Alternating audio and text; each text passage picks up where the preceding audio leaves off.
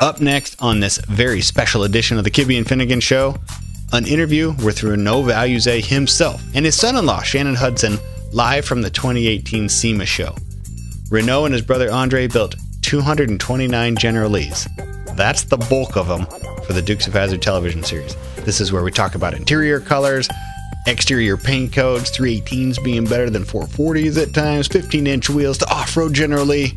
It's all here, and then Corndog and I break it all down. It's full nerd. Hold up on that car wash, gentlemen. Rob Kibbe. Don't tell me. You're from outer space. No, I'm from Iowa. I only work in outer space. Mike Finnegan. Go that way, really fast. If something gets in your way, turn. Two guys talking cars. I am a semi-professional race car driver and an amateur tattoo artist. Taking on the most serious topics. But we will give nothing back to the academic community, as well as provide no public service of any kind. This much I promise you. And the Dukes of Hazzard. On iTunes, Stitcher, and whatever else it is you listen on. The Kibbe and Finnegan Show. Kibbe and Finnegan Show, episode number 90, available on iHeartRadio, iTunes, Google Play, Stitcher, themusclecarplace.com, and all of your other favorite podcast platforms. Finnegan is filming Roadkill, but I just saw him like hours ago at SEMA, and now Justin Corndog Cornett is on to discuss in depth an interview taken at SEMA with Renaud Veluzat and his son-in-law, Shannon Hudson. Are you ready for this? I am ready, and I wish I could have been there, but that's usually how it works. Always a bridesmaid, never a bride. Yes. Every year I say, I'm going to go to SEMA next year, and next year comes around, and I'm saying the same thing again. This particular year, you would have enjoyed it. Have you met Renaud before? I did. I met Renaud and Andre back in 2004 when a group of us went out there and toured their little museum there at Melody Ranch. You know, they've got roofs, doors, wheels, everything on display, and pictures and all. So that's the last time I've actually talked with them. That's going to come up in this interview here. To set the stage for people, Shannon Hudson owns a company called Redline Gauge Works, and that's how I found him in the first place. I think, if I remember the deep dive details on this, he was featured on maybe the TV show Rides. Yeah, like Kenny Wayne Shepherd's. Yeah, and somehow I got connected up because I needed gauges for my Chevelle in 2013 for SEMA, and he made like the most awesome set of gauges for it from Speed Hub, but he refaced them to look like 64 Chevelle gauges. Right. And in interviewing him for that, as part of that promotion years ago, it just came up like, hey, my father-in-law is Renaud Veluzat. And I about crapped my pants. What? And then at SEMA in 2013, he was there for fun with his family. And he brought Renaud by just to show him the gauges they did. And I just happened to be there in 2013. And I remember meeting him for the first time and thinking like, this guy looks like a cowboy. I mean, he still looks exactly the same. He's got like a firm grip. I mean, he's hands made of like rawhide. They've done manual labor for many, many years. Yeah. Not soft-spoken, but kind of has a very gentle voice. Shannon is awesome because not only is this his father-in-law, but Shannon's just a fan of the Dukes of Hazzard and Mopars. And Shannon could not have done a better job in the interview that we're going to play here of kind of directing traffic and bringing up anecdotes that maybe wouldn't have come up any other way. This is really cool. So what we're going to do for people is we had set up an interview with Shannon and Renaud with questions that I had, questions from listeners, questions that you had given me, questions that Nathan Warren had given me, and sprinkled these all throughout this interview. This is about a 20-minute long interview. So we're going to play this whole thing, and then we're going to come back, and you and I are going to talk through lots of little bullet points in it. Does that sound? We're going to dissect it. Does that sound like just a horrible waste of time? No, it sounds awesome. That's what it sounds like. I'm ready for this if you are. Is it okay to cue the interview? I'm ready as I'll ever be. Okay, Bernie, roll the interview here, and we'll be back as soon as it's done. Standing here with a friend who has helped me on 2 gauge packages and a hero of sorts to me, Renaud Veluzat. He and what is your brother's name? Andre. You two built the General Lee's for 3 or 4 years during the run of the Dukes of Hazzard, right? That's right. So I've interviewed Shannon a couple of times. The gauges that I have I'm creating a General Lee, but we're trying to create your General Lee, the ones that you guys made specifically. And we're working off of all sorts of nerdy level pictures. I've called you a number of times, and I don't know why you keep answering, but you do, so thank you. No problem. But what we did is we put together some general questions from a few listeners for you, but I just have a few myself. Sure. But Shannon, maybe you could kind of set the stage on who you are and how you are related. Well, let's see. Gosh, back in 1993, I found this girl at church that I decided I wanted to date. And it happened to be Chantel Veluzat, Renaud's daughter. So I don't know if we could fast forward through all how we met and how we dated. I found her name in the church directory that had her phone number on it. I took the church directory home with me, and I called her that night, asked her out. We went out the next day, and we dated each other every day from that point on for about 1.5 years before I asked her to marry me. And I asked Renaud and his wife Sue if it was okay if I married their daughter, and luckily he said yes. Well, we was hesitant, but no, I'm just kidding. No, he's a great guy. Great to have him for a son-in-law. I mean, you're a gauge specialist. That's what Redline does. Yeah. Was that a career that found you, or you found? Well, actually, it's funny. I was working at a grocery store, and I was totally content with working my way up through the grocery store thing. As it started as a box boy, I ended up working night crew. My brother was a produce manager. He made good money. He always had toys that he could buy. He had motorcycles and skateboards and all. So I was totally content with doing that. Yeah. And I was racing remote control cars at the time and building them. And my best friend's dad owned North Hollywood Speedometer. So his mom saw how good I was at building toy cars, hobby cars. Little things, working on little things. And he owned North Hollywood Speedometer. He goes, hey, Shannon would probably be a good technician.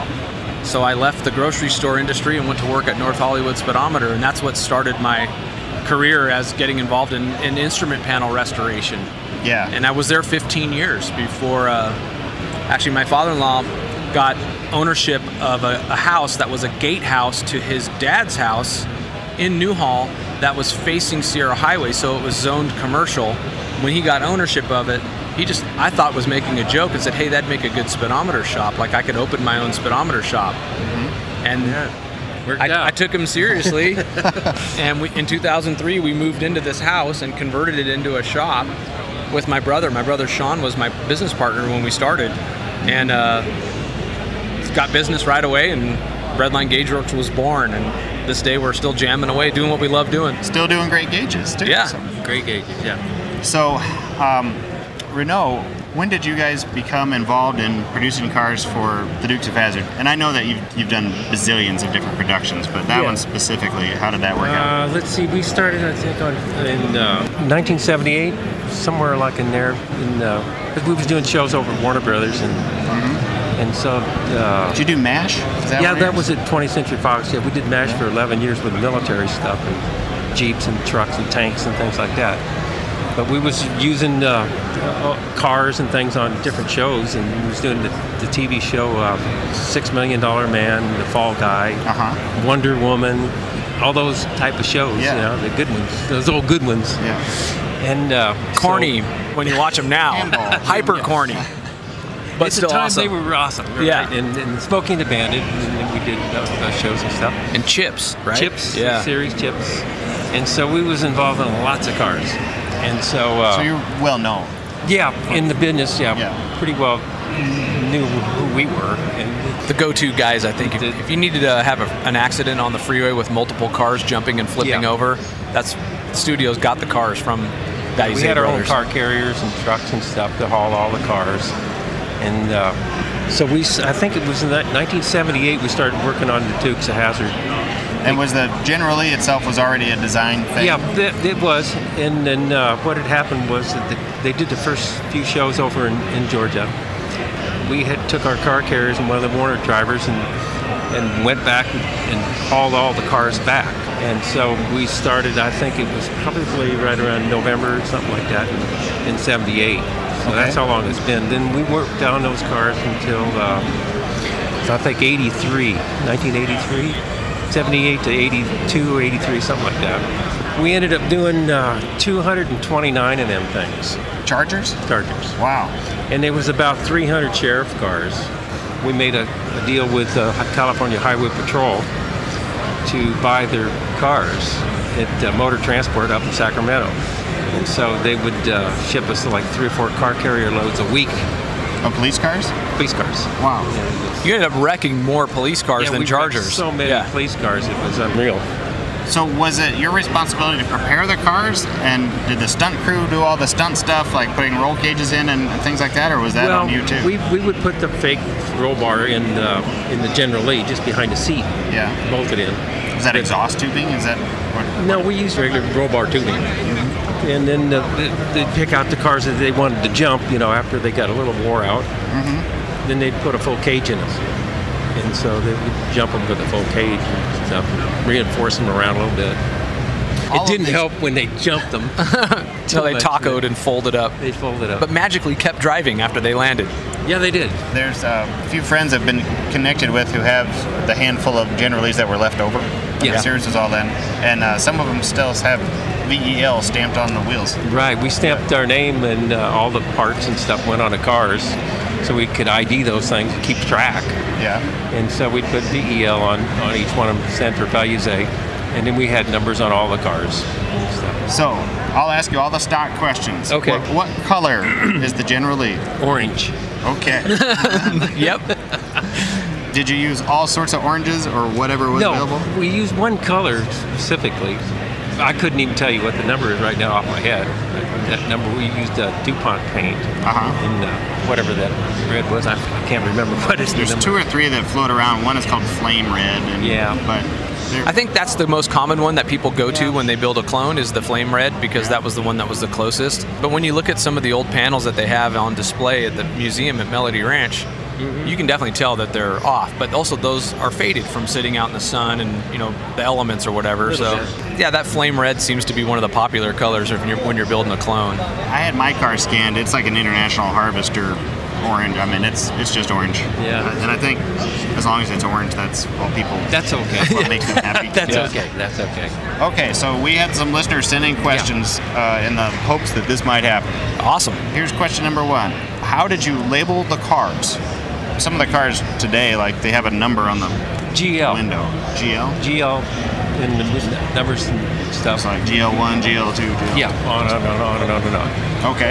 Yeah, we'd keep track of them that way, and the serial number of the car. Where did you put it? One was in the back window panel right at the bottom, and then one up there in the front. We kind of had to hide them, because if they've got, you didn't want to see the numbers on TV. But sometimes you do. Yeah.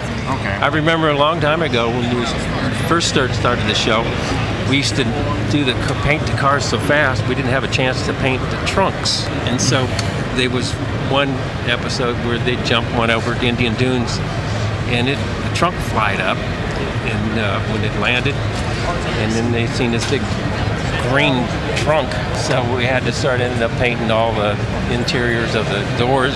Jam them out. And do the hoods and stuff. When it comes to the hero car, which is what I'm trying to do, you have a firewall cover in yours, and it's a really nice. It's all chromed out under the hood. What's the firewall cover for? Is it just to look nice? Yeah, we just wanted to cover up all the stuff that was on the dash or the back firewall, just to make it look a little cleaner. Raise the hood up. That was the number 1 car. Yeah. And so actually, there was 2 of those cars. What's kind of funny too is that when I went to Placerita Junior High School, so that's the local Newhall Junior High School. So this is, I don't even know what year, it would have been 1980 or 81, and we had a little event at the junior high school where they brought the Dukes of Hazzard car in with a cop car on display. So before I ever met Renaud's daughter, I probably met Renaud and Andre because they were all standing there, and I remember seeing the car and popping the hood, and it had that chrome. I remember it, distinctively that it had that chrome, and it was just like a piece of sheet metal that was slid in front to cover the firewall, because the firewalls on a Mopar are kind of nasty looking with the bulkhead connector and all that kind of stuff. So it was just kind of meant to cover up the ugliness of the engine compartment. That was really cool. Are the numbers painted on? No, they're decals. Everything's a decal? They're decals, yeah. Mm-hmm. Okay. The decals. Shannon didn't mention, didn't you say like your wife cut out some stars for the roof? She cut the stars, yeah, when she was little kid. She was 10 years old, I think. Yeah. Something like that. So if you see the stars, if they're perfect, that's not a real general lead. They got to look like they were cut out by a 10-year-old. 10-year-old we used girl. Mylar and just drew them out, and it had one pattern, made that pattern each time. We put that flag on the top of that car in about 20 minutes. How long did it take you to paint the car? 10 minutes. 10 minutes? Yeah, we'd shoot them out. Was it dry? Well, we used to use a lot of lacquer thinner and Dulux paint, so it dry faster. So then, when you rapid dry, we had to get them on a car carrier quick. The tricks of the trade. And so that's how that push bar come about. The front push bar is always hanging up on the front of the rear of the car carriers, loading them up on the top and the top rack and stuff. So we just started cutting them off at the bottom on all the second unit cars and stuff. At first, was that a purchased item? Like it looks like a we bumper made those up. Put on a Toyota or something. Yeah. We just drew out and cut them out with a torch and round them off a little bit and put them on. Most of the time, they were welded on that bumper. So you just made a template to make your push bars then? Yeah. I see. Yeah. Okay. It was rude and crude because that's the way the show was running, Yeah. This wasn't a perfect car. And so it was like Bo Duke made the car in the garage. And Cooter. And so, they didn't expect it to be really perfect. Here's a non-general question. Before Daisy had a Jeep, she had a yellow Plymouth. Right. And it changed years. It was a 73, and then it became a 71. Why was that? Well, that car, you couldn't find them. You really couldn't find too many of them things. And so they couldn't do too many stunts with it because they couldn't replace the car. So finally we had to run it off a cliff to get rid of it. And then we ended up with a Jeep. That was at Saugus Speedway, right? No, we did that at Indian Dunes. Oh, Indian Dunes, that's right. Cliff. Yeah. But the car itself, it was a yellow 73 and then it was a 71. They're pretty different body styles. Right. That was just like the way it goes in the movies. Yeah. Okay. Yeah. Is there a specific tire that you like to use? We start using, eventually we start using more of an aggressive tire pattern on the backs. So we put them on the front also because they'd burn those things off in like 20 minutes in the middle. As soon as we get them unloaded on the car carrier, all the stunt guys would go pick those cars out. Yeah. Figure out which ones they're going to use for that day. They just ground the tires in the rocks, just took the rubber right off, big chunks. It was aggressive. I mean, they're lead foots. Yeah. All these guys. Of all the cars, were there any 4-speeds? Yep, we had one, and we did away with it. We changed the transmission out and put an automatic in it finally. Oh, okay. Probably still have that transmission. But we couldn't use those the stick shifts. And then we had a couple that had column shifts also. We had to change them over to floor shifters. Probably 15, 20 of them like that. Tom Sarmento is somebody who's kind of well known now. Is he somebody that worked for you? Tom Sarmento? No. He worked for Warner Brothers. Okay. Like if you want somebody to come jump a General Lee for you now, his crew can do that. Oh, I see. Usually it was Paul Baxley. He was the second unit director, and Craig Baxley, and they had their own stunt guys and stuff, and they were cousins and everything else, and really good guys. And so they would get in those cars, and they're mainly the drivers. I think I remember the other ones. Cooter had a Chevelle. Right. A green Chevelle. Was that a car you guys built? Yeah. Yeah? Well, it was a race car, just for one episode. John maybe. Nessel built the first car. He built the first car of those Chevelles. And then we built, I think, 6 or 7 of them because it was a short-lived series. Yeah. I remember we had to get those big funnel-looking 4-barrel hood scoops and all that kind of stuff. Yep. And it would knock those out real quick. When did you cease production, and then did Warner Brothers continue producing more cars after that? Because they have a very different look. Yeah. They have white interior They changed. Yeah, something happened where they changed the color of the interior. Or something. They lightened it up for some reason. Probably camera reasons. Maybe it looked better on camera. Yeah. Might look better. I don't know. And then they widened the push bar. And that was about the only 2 changes. Did they just continue buying cars from you then? we had enough cars to supply the show, and what had happened was they started using stock footage and all the jumps and things, because they didn't need to wreck anymore than they had to, because economically didn't need to. So they had a stockpile of those things. I think we ended up with 54, 55 of them at the end of the series that we did, I think in 83 or 84 or something like that. And you still had some? Yeah, the studio did. Oh, okay. And so the last bunch of those, it was wrecked, and I think they ended up with about 16 or 17 of them. After that, they eventually sold. Okay. I mean, to me, one of the ones that I think was the coolest episodes as a kid was the Ghost of the General Lee. Yes. So they built that one white car. Yeah, that white one was really nice. Yeah. How did you do that? Was it lit with red lights after the fact or something? No, we just took an orange one and painted it white. So high tech. And made the Ghost of the General Lee. Yeah. And then there was one episode we had to make an off-road car, and so we jacked one of those things up as far as we could get it and put 915 alligator tires on it out of our race car.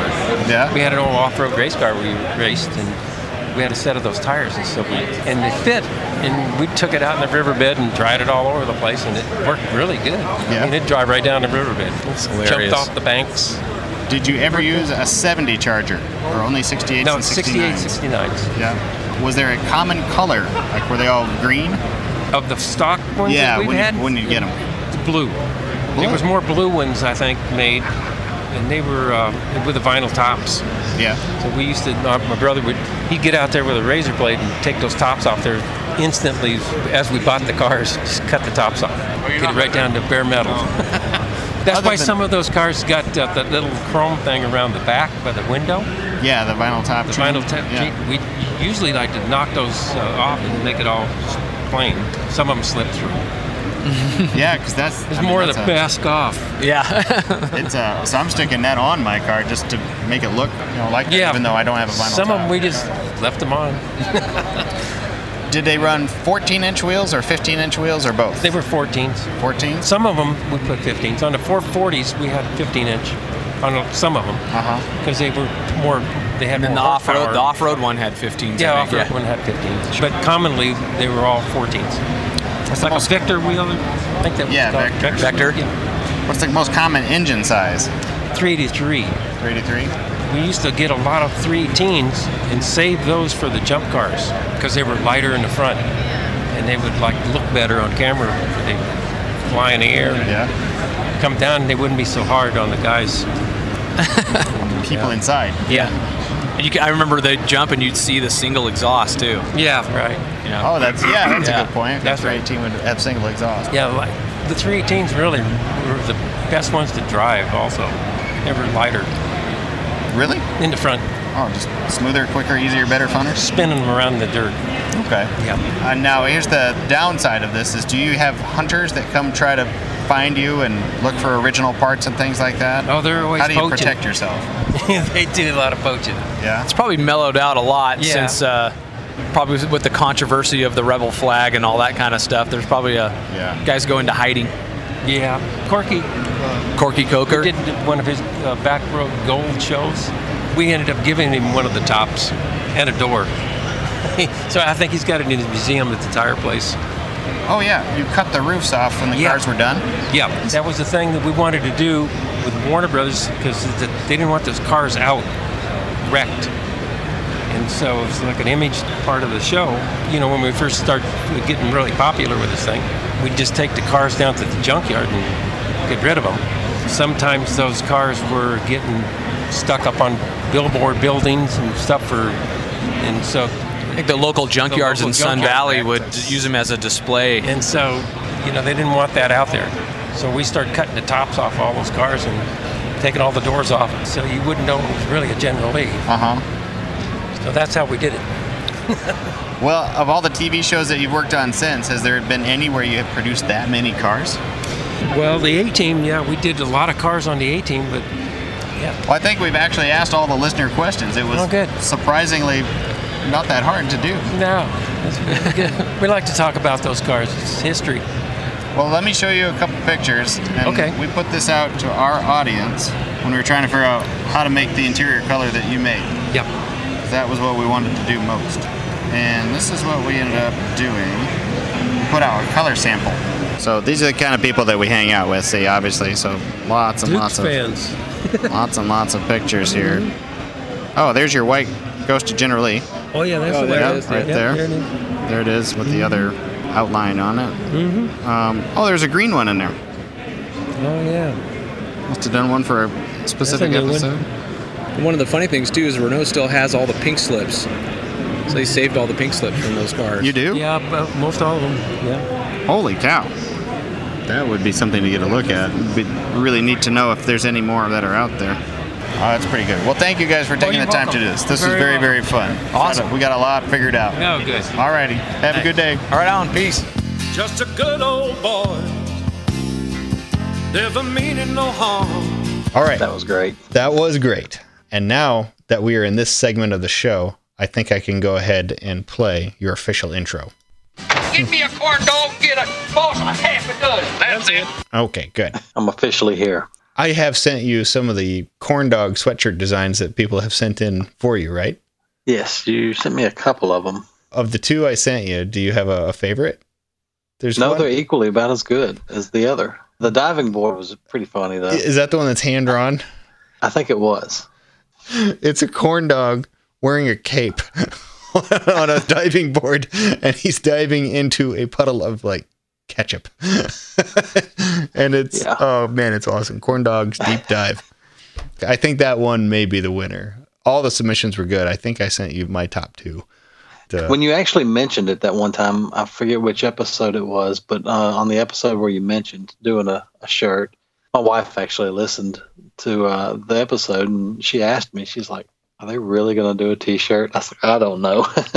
I don't have a clue. What was the prize for the winner? Well, he gets a free sweatshirt. He should probably get some credit on there or something. Yeah, let's make one. All right, I'm highlighting this in the note. Free sweatshirt right here, making it big. Okay. So here's what I did. I outlined this interview in my own notes, and I kind of wanted to go through these in order with you and just get your thoughts on them, because we should always keep in mind we're having a discussion with somebody about a job they did 35 to 40 years ago. Right. But we pulled out a lot of gold here. The first thing that he mentioned, or the first thing that he mentioned that I had kind of asked about, is how they got the Dukes of Hazzard contract in the first place. And what I just didn't know is they were already in the business of providing vehicles to production. Was that something you knew? They've been doing TV and movie vehicle rentals and just supplying vehicles for many, many years prior to. And so, yeah, like he said in the interview, they were already pretty well established for that business. I guess when it came time to do the cars in-house, not really in-house, but when it came time for the need for more vehicles, they were probably one of the first people they called. So, how long did they stay in the business? Because now Melody Ranch, their current business profession, I guess I'm not sure what to call that. That's not vehicle production. That's studio. That's studio provision. They have that available for other people to do productions at.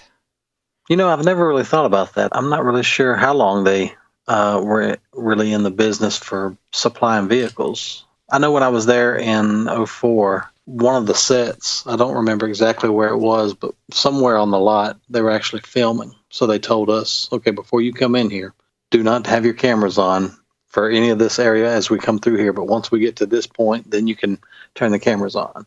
And so they were actually working that day when we stopped by and visited. Deadwood, I think he said, is filmed there. The HBO show with the westerns, with the robot Westwood, Wildwood. I forget that one. Deadwood, though. Yeah, Deadwood. I don't really follow many of the current shows. I just really don't have much time to watch TV. Okay, here's the next one. He said in 1978, they went out to Georgia and hauled cars back.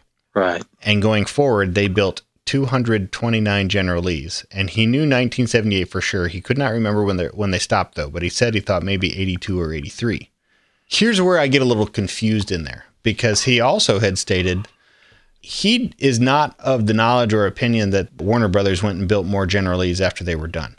Right. But he may not know. What he does know is they built 229 of them. That seems to be for sure. You've told me and showed me. I mean, you have a Values A stamped wheel yourself that survived the series. So Is it possible that they were maybe still doing police cars, or that the General Lees they had built were converted over by Warner Brothers, and that there really just were 229? I'd always thought there were like 320 or something. It's more than that. And here's kind of my theory behind that. You're in the business to supply these vehicles, and you really don't care about what the next guy's doing, what the guy before you did. That doesn't have anything to do with you, really.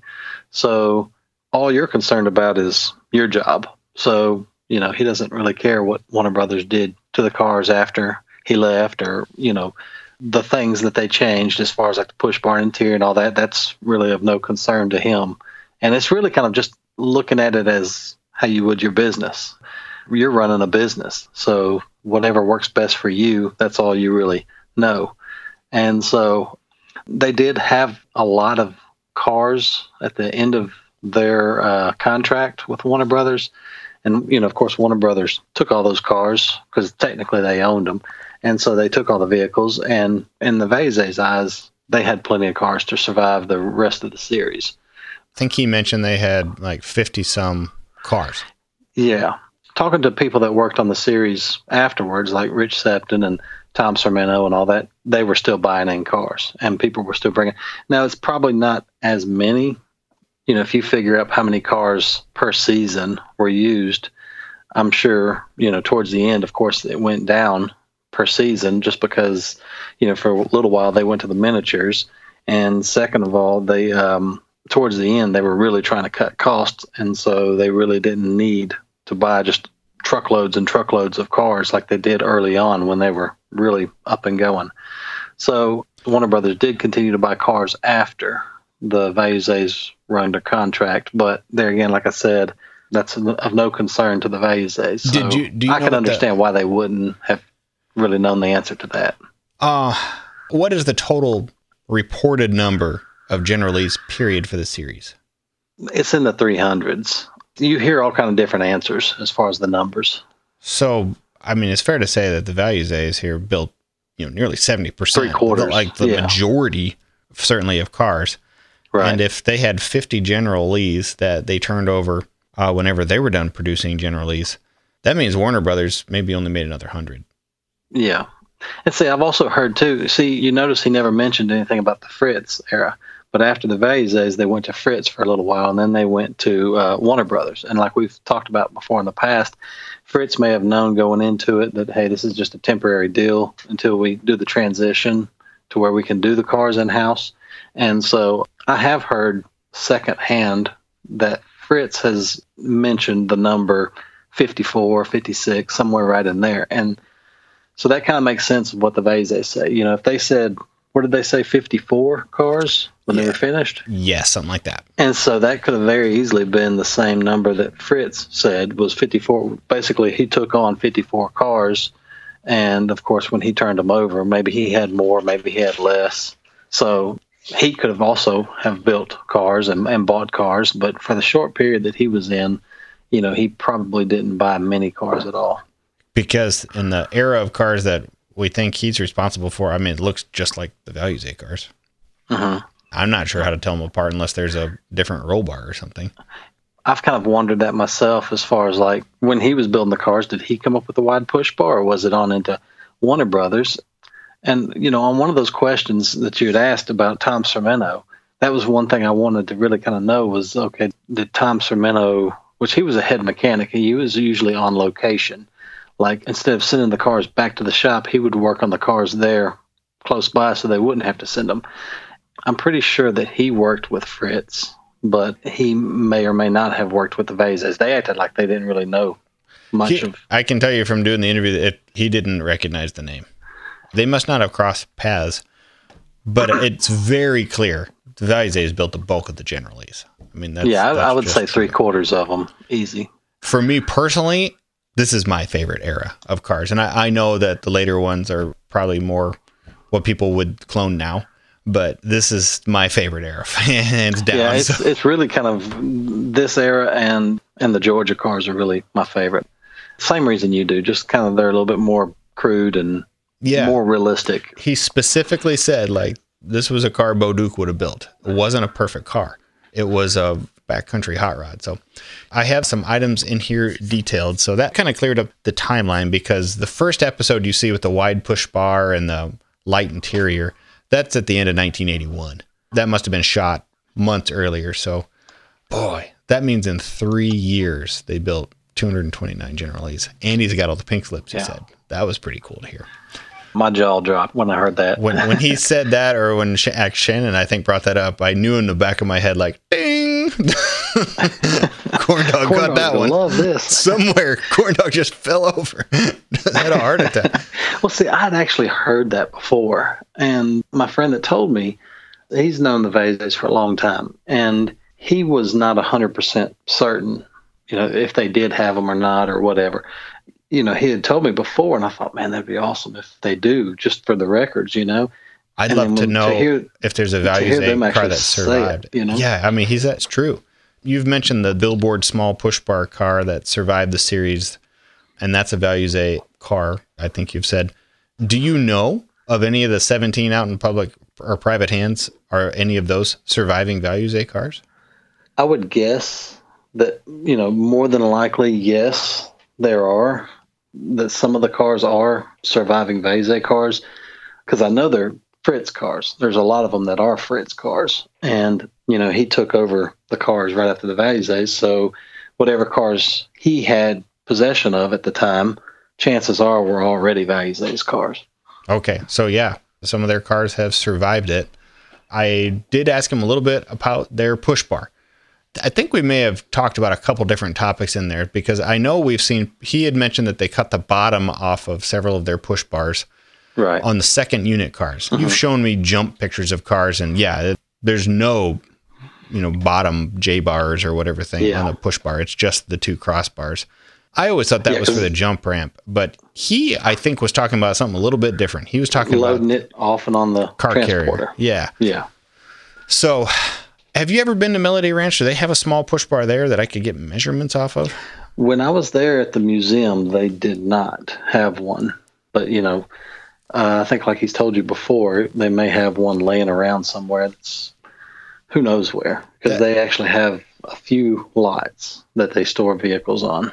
The push bar you are designing here and that Nathan Warren is duplicating here for us all here, it is made entirely off of blown up scaled pictures, right off of TV episodes. But man, that would be awesome if they just had one that I could just measure. That I know for a fact there is one surviving, and that's still on the Billboard car. And there again, like I've told you before, he won't let you take a template off of it, won't let you take measurements, won't even let you see the car. It's just real. You're not talking about Renaud Veluzat. You're talking about Wayne Wooten. Wayne Wooten. Okay. Yeah. Who owns that car today? He has the Billboard car. So, but there again, no one's going to see it. So It's a bummer. A few more items in here just before we got into actual listener questions. So Daisy's Roadrunner. So I had my year wrong on the car. I said it switched from 73 to 71. I meant 74, of course, thanks to you, to 71. And well, I've only just recently realized that it was a 74, not a 73. He mentioned that the Roadrunner overall went away and was replaced by a Jeep because it was a difficult to find car. But in the year switch from 74 to 71, that was so funny. He goes, well, that's the movies. That's just how it goes. That's kind of how it goes. We need a different year one. He may have not really noticed the differences or known about the differences. I know if you're looking at two cars, you can definitely tell the differences. But, at the time, it may have just been, well, here's a 71, it'll work. And we can find quite a few 71s. And like I've said before, in 79, when they were actually still using the Roadrunner, a 73 and 74, it's not a too terribly old vehicle at that time. So, the prices were probably a little bit higher. And, you can basically do the same kind of car, but have a 71, a little bit earlier body, and, probably get it for dirt cheap. Mm-hmm. And I have heard, when he said why they went away from the Plymouth altogether, I have heard that body style Plymouth was kind of hard to find. So that kind of confirms that.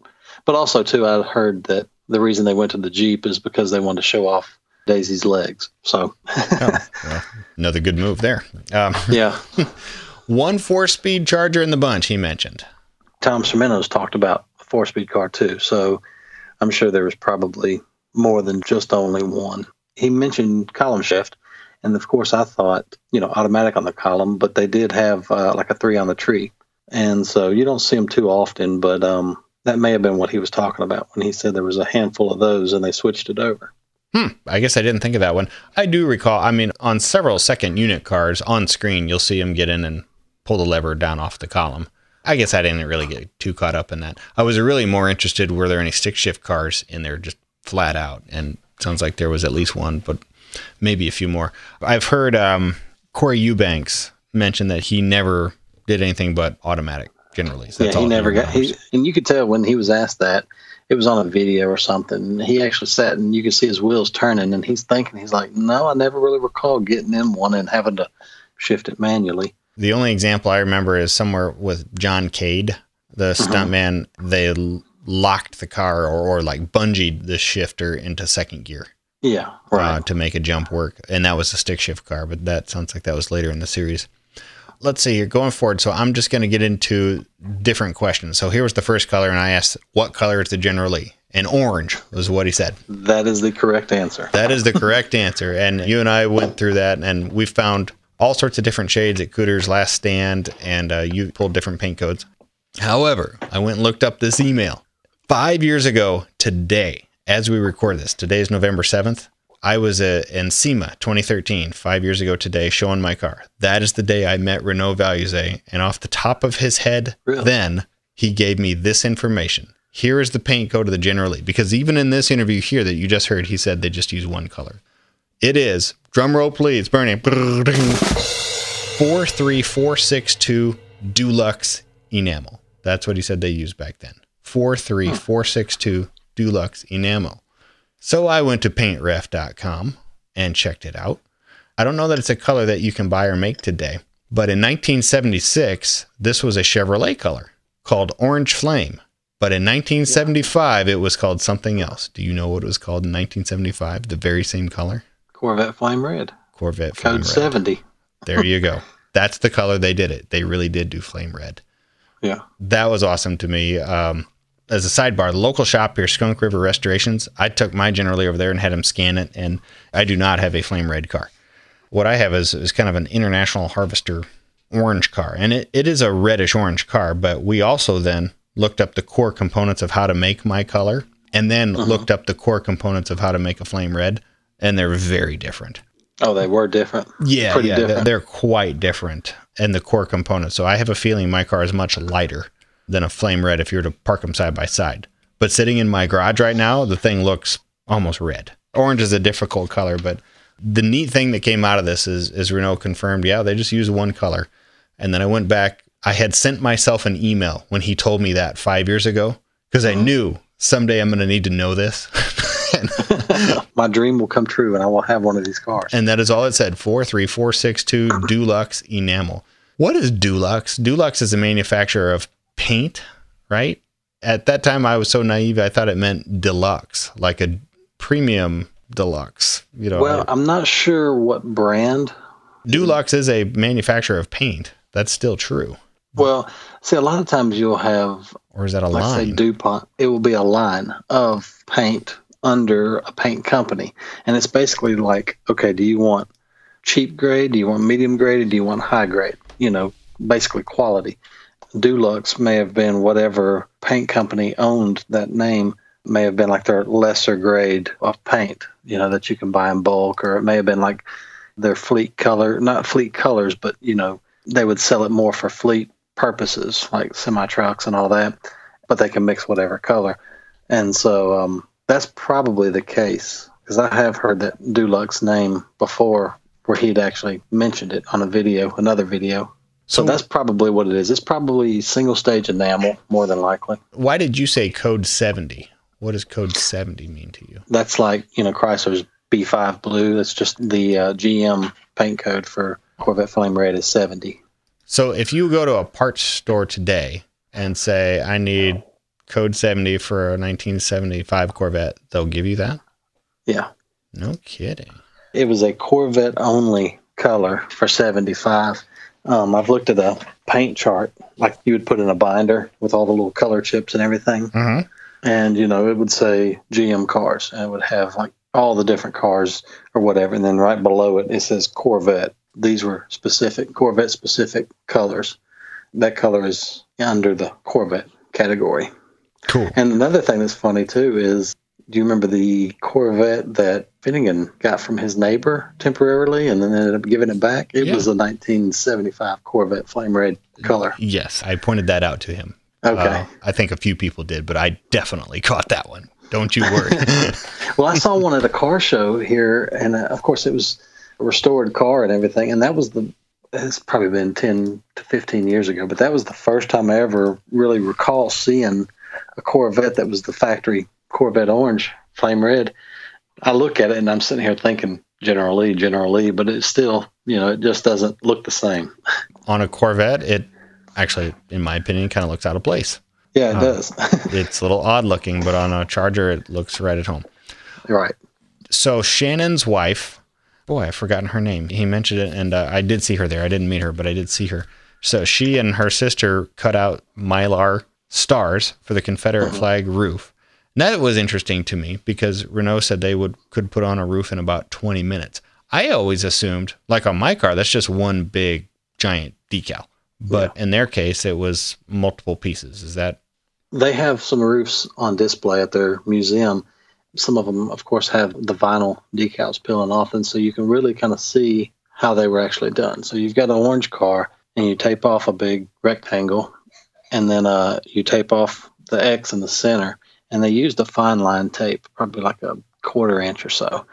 And so they tape off the red section, and they tape off the blue section. And so they'll paint the blue, and they'll paint the red, and then they had 1-inch vinyl strips, and they'd lay down the borders with vinyl. And then, of course, like she said, or like he said, they had the stars, and they just slap them on there. They probably had a certain measurement that they would go by or whatever, but they'd slap down 13 stars and the 1-inch strip of vinyl. That's cool. He could paint a car in 10 minutes. Lots of lacquer thinner in there. That's hard to believe. Maybe from once you walk in the booth and walk out, that makes sense, but there's no way you can prep and tape. And I'm sure that's what he meant. I don't think he meant to start probably with walk in and walk out. Yeah. I would have to imagine that they probably only did one coat, and that's the color variation that you're seeing in some of those old pictures. Like I posted a picture a while back where the cars are all lined up, and you can see different shades from one to the other. And really, if you just put one coat on it, you'll still have a little bit of transparent color up underneath it. If you did a proper paint job and did like 3 coats of a single stage, then it would be pretty uniform from car to car. Their cars were blue, he said. He said most of the ones they started with were blue. Yeah, I would say blue and green were probably the most popular colors. Okay. I asked him how they labeled the cars. That was your question. You said GL. That's the first time I've heard GL. I have heard that they carried over from Georgia and just did Lee 1, 2, 3, 4, 5, or whatever. They would come back with whatever the highest number was that was on the label and start with that. Or maybe they wiped them off and relabeled all the cars. I've heard Lee in a number, and then now that's the first time I've heard GL in a number. So that's interesting.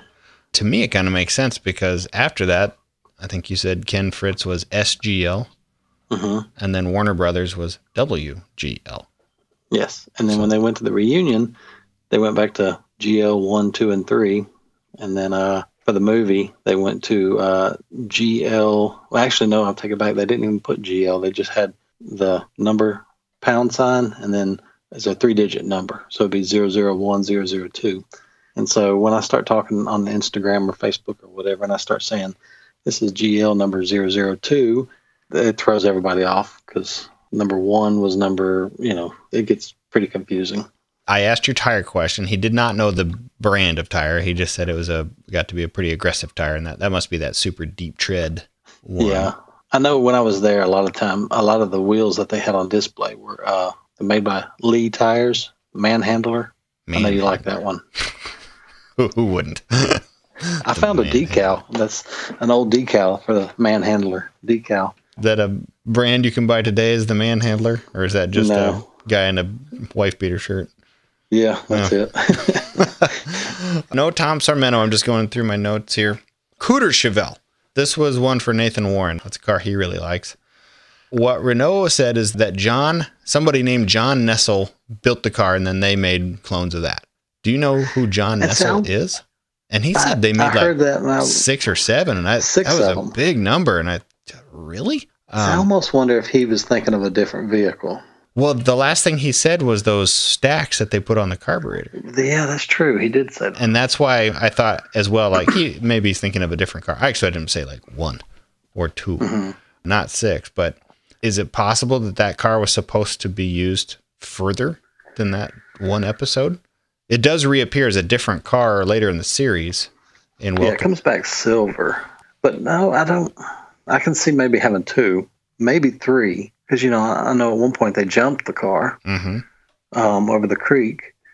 I can't see 6 of them, but I guess anything's possible. He may have had 6 Chevelles on hand at one point or whatever, but 6 just sounds like a lot for a 1-episode car. It does. I've seen pictures from Nathan Warren. He's definitely got the hero car or 2 hero cars picked out because they have very different wheel well radiuses. They're very custom, and he's absolutely right about that. So no 70 Chargers used. He confirmed that. It's just always nice to hear that confirmed. Keep the haters. I've heard that plenty of times from many reputable people who were involved, and everybody has always said, I've never converted a 70 over to a 69. So 440 cars, he said they would run 15-inch wheels. I assume that just means on the back. I know Al Wyatt, for whatever reason, he liked 14s on the front and 15s on the back. Yeah, I've heard that. I don't know. I don't know either. Most cars ran 14-inch wheels. Most common engine was a 383. The 318 cars, he said, were the best driving and the best jumpers. Yeah, and I can see the 318s if you have a long approach. But if you have a short approach, of course, they'd probably want a big block car. But also, I'd heard that from the stuntmen, they had said that they liked the 383 cars because for more of like driving and kicking up dust and spinning around curves and all that. Because I'd heard that 318, according to the stuntmen, the 318 cars were just underpowered and they couldn't really get it to kick around very well. And so I think that was what Tom Sermino said in an interview one time. And so the 383 cars were more popular just because it was a good mid-range engine. It wasn't too much, but it was, enough to do what you wanted to do for camera. Guess I would have no confirmation, but when I think of a 383 car, I think that's got a 50-50 shot of being a sure grip car, unlimited slip rear end, whereas a 318, I guess I assume would just be open. And growing up in the Midwest, when you're driving a lot of snow, open rear ends, which way you got to turn if you want to spin easy. You got to turn left. Well, if you turn right, you just torch the rear right wheel. So unless you got plenty of speed or you use the brake a little bit. So well, a lot of times when they'll have a camera mounted down, not mounted, but sitting down on the ground behind the general lead, and they punch the gas, you'll see the one wheel wonder go to town, and one rooster tail, and some of them, of course, like you said, you see both of them kicking up. So they used both. 2 is better. It makes for much better pictures and video. I guess we can end here with the hero car, and he was talking about the firewall cover. Right before we started recording, he had mentioned they had snipped maybe the firewall a little bit. We started recording right when that was happening, and I didn't get a chance to go back and revisit it. But that cover that is there on both the hero cars is something they made. It must have just been their call. They just wanted it to look nice. It's unique. I figured they just wanted, like they said, just to clean up the engine bay and less cluttered. That I got to duplicate. Just have to. I know that you have some pretty good pictures of it. It's ideal if you have pictures without the engine in it. Where I'm confused is that when I look at how my cars, there's like very little room to get that cover in there. I don't know how it's going to fit in there. I've never really just studied one really up close. There was only Wayne's car, a close-up car, number WGL1. And then you had the other car that Warner Brothers still owns today. And when it was down on the movie lot in Baton Rouge for the 2005 movie, they cut it up a little bit. So they removed part of the cover. And for all I know, they may have not even really known what the purpose of the cover was. But when they went to go put the Hemi in there, there's probably even less room. So they probably needed to snip it and move it and get it out of the way. But I never really got a good look at it before they cut it. So by the time I saw the car, it already had the Hemi in it. So, but I do have pictures of it with the engine out, but I think they had already started snipping on it because they had one of those dummy blocks that you use for mock-up.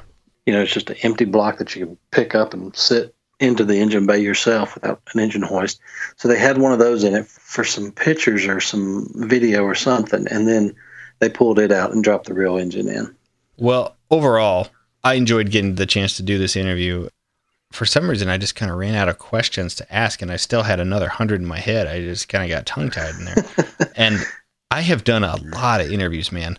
Only maybe once or twice have I ever got to the point where I just had a mental fog, like, I can't think of anything else to ask. If I was you, I would have done the same thing, because I would have thought about, if I ever run into them, I want to ask them this, and this. But then when it comes to the point, you forget about everything, and then you don't remember what you wanted to ask them until they're on the other side of the building. The only extra bit, and maybe towards the end of the interview, and we kind of cut off the rest of it, I did want to show him the interior color that we had selected and why. My guess is that on first blush, he'll probably think that the color that we selected is a little too dark. Until he sees the edited photo that you made, that color corrects so that what you see with my car and the sample we chose matches what you would see on screen in 1981. And that's kind of why we chose the darker color to look like. I can't remember. In that picture that I sent you where I kind of aged it or tweaked it a little bit, did I have the old screenshot also in it? Yes. I think and that's what generally was like in the water or something. Yeah, that's what I wanted them to see. And I did find that later, and then I sent it on to Shannon, and he did get it. So that was fun to do, and I'm glad we got to do it. What we decided to do is when my General Lee's done, it's going to go out to California. They're going to see it there at Melody Ranch. Oh, yeah. That's going to be fun. Cool. So you are welcome to join in that one. That would be really, really fun. Don't twist my arm too hard. Okay. It can be done. Well, we're at the point here where I was planning to run a whole nother interview that we have with Mark Bradley, but I think I'm going to postpone that for a future show just because it's so interesting and I want to give it its due. But it's the entire insight of Cooter's Garage. And Cooter's Garage is the one and only interior and exterior common set used in the entire filming of the Dukes of Hazzard. So when you see the Boar's Nest or when you see the sheriff's office from the outside, that's one thing. But the interior components are all filmed on a soundstage. That's not inside that building.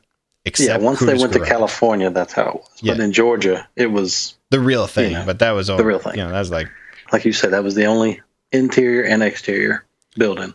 Well, there's one picture that is just an amazing one, and it's from one episode. He sent this to me, and the episode is Welcome Back, Bo and Luke. It's season 5 episode where Boss Hogg has a 3D diorama of Hazzard Square with how he's going to redo Hazzard Square. And Mark explains in that interview that diorama was made from the original blueprints from when that was built in the 60s for The Music Man, the movie. And he said, and here's how I know for sure. They take Xerox copies of the blueprints and then they build cardboard models and put those prints on there. And he said where it says service station, it says livery stable for Cooter's Garage. And livery stable is what that was in The Music Man. It was just a Xerox copy of that. And then in black marker, they just wrote service over it. And on a TV show, for a split second, it doesn't matter. But in a screenshot today, all blown up, you could see that's how they made it. And it's a very intriguing interview. So we're going to run that in a separate show and give him his due. It's really cool. And he also mentioned that you've been chatting with him to put together the order of operations of when episodes were filmed versus when they were released. Yeah. And I've kind of opened up a can of worms with that because actually from doing these podcasts and stuff, helping you with that, because I'll see things. And it's been a very long time since I've watched them episode by episode. And you start seeing, that car, like if you think back to where Daisy's Jeep came in, you see the Jeep in one episode and all of a sudden you see the Roadrunner again. And then on the next episode, they give her the Jeep. And then next episode, you see the Roadrunner again. And so it's back and forth. I never realized it was like that until we started doing this podcast. And so that made me start wondering, okay, what's the original order that these were filmed? Because that may help me figure out the cars a little bit better. So I went off into the rabbit hole deep. And so right now, I've got a spreadsheet of every episode, when it aired. And then if I find a script or if I find a call sheet or any kind of production notes that has a production number and a date, I'm putting them in order based on that so that I can actually kind of see when everything was done. Because sometimes you'll have, we'll just say today, for example, you'll have first unit with the actors and all working on this episode. Well, the second unit, they're running ahead, so they're actually working on the next episode on the same day. That's pretty interesting. And so where this all goes back to is, I've got Tom Sermino's books, and he's got dates on there, and he's got numbers that look like production numbers, and it would be nice if I could say, okay, well, this is the car number WGL 35 or whatever was used on this scene because I've got it in his notes here, and I've cross-referenced it to call sheets and extra nerdiness. So it's totally out of hand because I think this is also November 1978 that we're recording this. 40 years ago is when they started filming this show, right? Right. Didn't you just post something like that? So this is just this morning. Oh, isn't that ironic? 35 years after that, I met Renaud at SEMA, and he gave me the paint code. Oh, yeah. All the stars are lining up. Before you know it, you'll be doing spreadsheets too. I don't need him. I got a guy. he does that.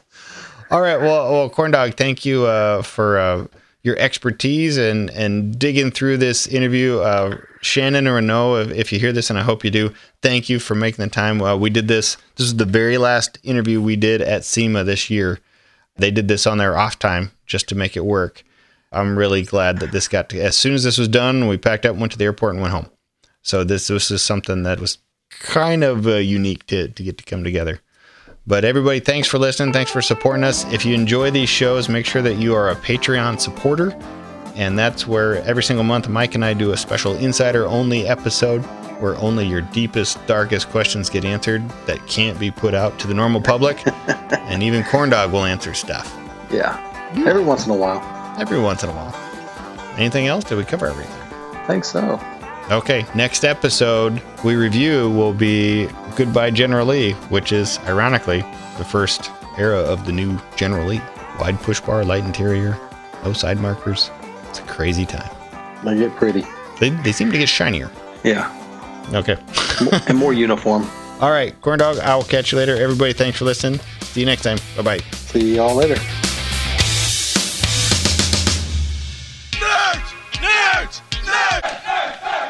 Hey there. I know how nerd this was. I know when Finnegan's here, we don't go this nerd. I get it. But he wasn't here, so when the boss is away, is Finnegan the boss in this relationship? I'd stay away from that one. Okay. So just as a thank you here, let me give you that paint code one more time. I know you can rewind these shows, and I'm sure we have them in the notes, but here's the paint code for the General Lee, at least the way the Values A's built it. It is 43462. And he said that was a Dulux number. I looked it up. DuPont has that same thing in here. But if you go to the website paintref.com, 1975 and 1976 Corvettes offered a color orange. It was code 70 from General Motors. And in 75, they called it flame red. In 76, they call it orange flame. It's the same color. It's the same color that was on Finnegan's orange Corvette, ironically enough. So there you go. Thanks for listening. Thanks for supporting us. Please do check out the show on Patreon. We can use every supporter we can get there. That's patreon.com/KF show. We'll see you next time.